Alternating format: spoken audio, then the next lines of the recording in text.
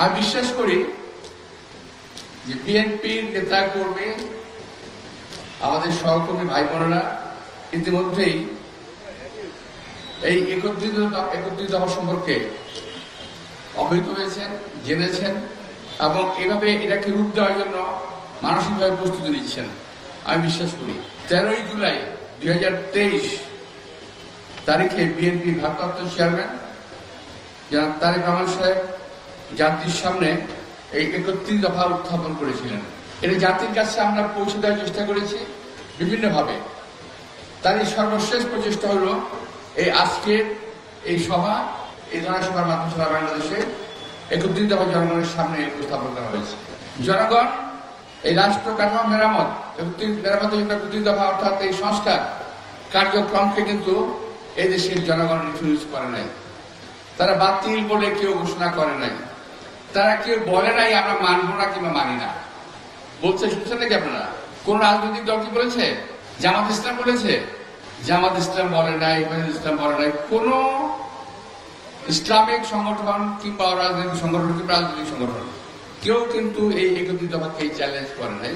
আমি জানি না আজকে আমার বলার পরে আবার নতুন করে যে বক্তব্য শুরু হবে এটা নিয়ে, এটা আমি জানি না।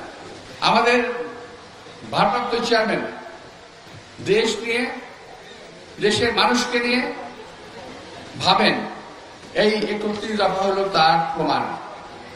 ভালো হোক মন্দ হোক, তিনি কিন্তু এটাকে প্রণয়ন করেছেন। তবে এখন পর্যন্ত ভালো ছাড়া মন্দ কেউ বলতে পারে নাই।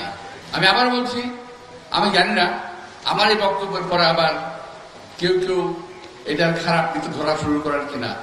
যদি ধরেন কেউ, আমি ধন্যবাদ জানাবো যে ধরেন, খারাপ কিছু থাকলে এর মধ্যে খারাপ কিছুই নাই, যা আছে ভালো কিছু আছে।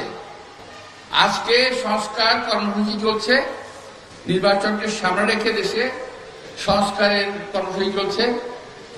এই আন্তর্বর্তীকালীন সরকার সংস্কারের কাজে হাত দিয়েছে।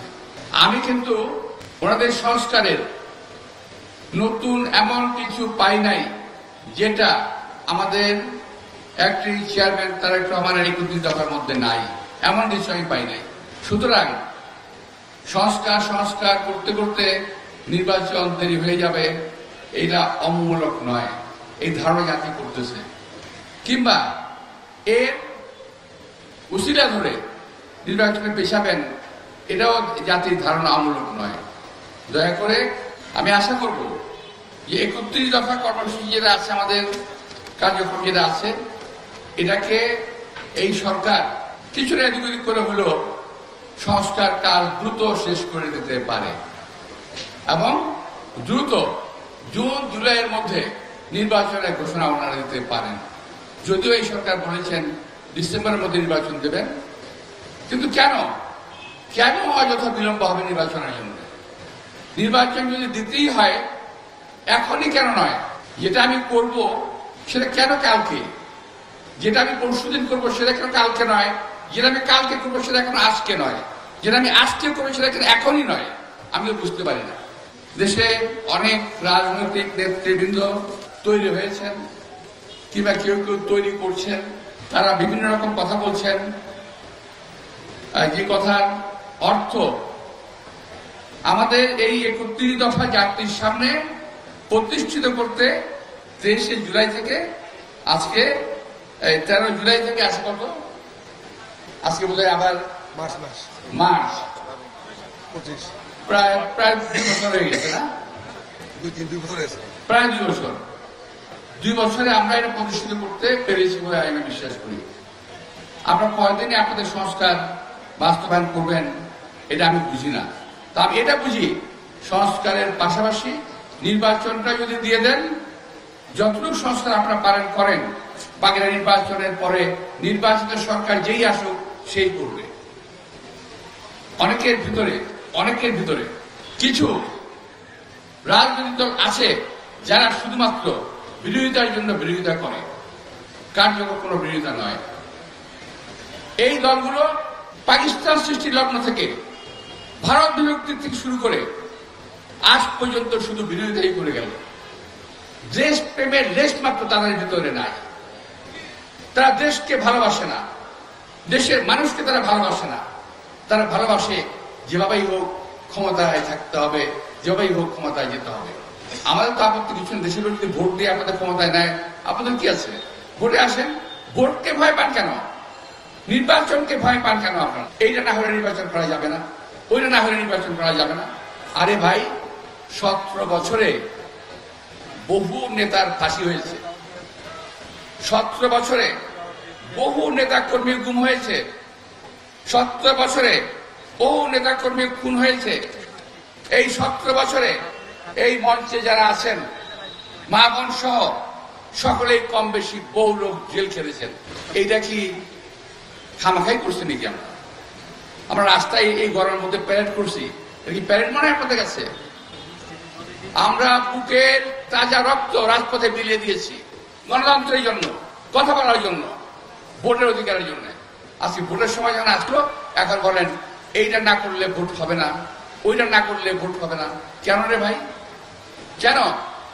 যারা লম্বা লম্বা কথা বলেন তারা বলেন বুকে হাত দিয়ে যে এই যে 5ই আগস্টের 5ই জুলাইয়ের জুলাই আগস্ট আন্দোলনে আপনাদের কজন নেতা কর্মী শাহাদাত বরণ করেছেন? বিএনপির 422 জন নেতা কর্মী শাহাদাত বরণ করেছে, শহীদ হয়েছে। 1 মাসে আপনাদের কজন হয়েছে? আপনি বুকে হাত দিয়ে বলেন, যারা লম্বা লম্বা কথা বলেন আজকে করতে দেওয়া হবে না, করতে দেওয়া যাবে না। আরে ভাই, আওয়ামী লীগ তো দেশটাকে বাপের তালুক ভাবছিল, যার কারণে যাকনি তাই বলছে। আপনারাও কি তাই ভাবেন? এই বাংলাদেশ কারো তালুকদারি নয়, এই বাংলাদেশ এই জনগণের। সুতরাং কথাবার্তা বলার সময় হিসেব করে বলবেন, যাতে আমাদেরকে বেহিসেবি কথা বলতে না হয়। আমি কথা বুঝতে পেরেছি? আপনার কথাবার্তা বলার সময় হিসেব করে বলবেন, যাতে আমাদেরকে বেহিসেবি না হতে হয়। বেহিসেবি কথা বললে কিন্তু আমরা বেহিসেবি অনেক কথা বলতে পারি, বেহিসেবি কাজ করলে কিন্তু আমরা বেহিসেবি অনেক কাজ করতে পারি। কিন্তু আল্লাহর রহমতে শহীদ রাষ্ট্রপতি জিয়া রহমানের দল কখনো এই ধরনের কোনো অপকর্ম কাজকর্মে যায় নাই।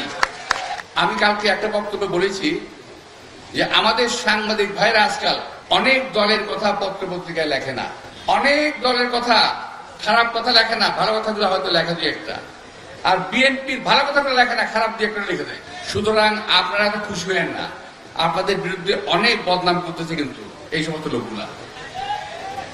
অপকর্ম করে তারা, চাঁদাবাজি করে তারা, দুষ্কর্ম করে তারা, চাপিয়ে দেয় বিএনপির উপরে। এই সমস্ত চাঁদাবাজদেরকে প্রতিরোধ করতে হবে, প্রতিহত করতে হবে, মুখের কথায় অথবা কাজে। যদি না করেন তাহলে কিন্তু আমাদের অ্যাক্টিং চেয়ারম্যান সাহেব বারবার বলেছেন, যদি জনগণের মন থেকে উঠে যান, আওয়ামী লীগের যে পরিণতি হয়েছে তার চেয়ে ভয়াবহ পরিণতি হতে পারে। সাবধান থাকবেন। আপনাদের অনেকের নামে, 2-1 নামে, সবার নামে না, আমার একটা এলাকায় 100 কর্মী আছে, 2টা কর্মী খারাপ, বদমাইশি করে, অপকর্ম করে। যদি হয় আমার 98 কর্মী তো খারাপ না।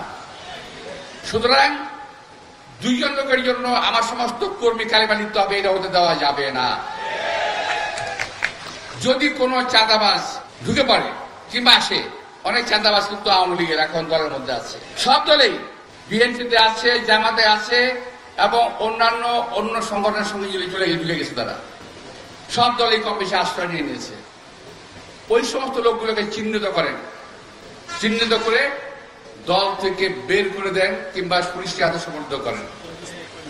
প্রিয় ভাইরা, শেষ করার আগে শহীদ রাষ্ট্রপতি জিয়া রহমানের একটা উদাহরণ আপনাদের সামনে আমি দিয়ে দিতে চাই। 1977-78 যখন ওনার সঙ্গে আমার দিন তারিখে মনে নাই, আমাদের সঙ্গে যখন মিটিং হয় গণভবনে, যখন উনি মিটিং করছিলেন আমাদের সঙ্গে, যুব সম্প্রদায়ের সঙ্গে, তখন এই যুব দলে বহু লোক ঢুকে পড়েছিল, বহু লোক বিভিন্ন দল থেকে। কোনো খারাপ লোকের জায়গা বিএনপিতে হবে না। এবং আজকে একটি কথা আমি সর্বশেষ বলে দিতে চাই, দোষ করে কিন্তু সবাই। একটা কথা আছে না বাংলায়, সব পাখি মাছ খায়, দোষ করে মাছ না, তাই না? তো সব পাখি খায়।